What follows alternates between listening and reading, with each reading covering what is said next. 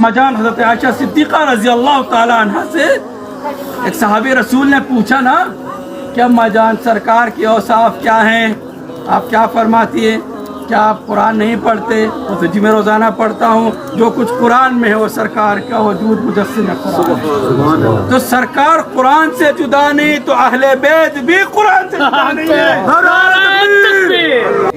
جدا نہیں ہے، آپ اس کو جدا ہی نہیں کر سکتے۔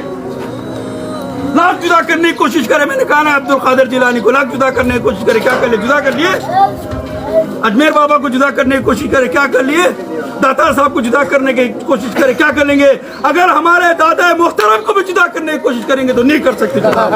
وقت ثابت کرے گا اس چیز۔ یہ آل نبی اولاد علی کا یہ وصف ہے میرے بھائیو، اللہ اور رسول اس پر گواہ ہے، یہ اللہ اور رسول اس پر گواہ ہیں۔ تو اللہ ولی الذین آمنوا یخرجون من الظلمات الی النور۔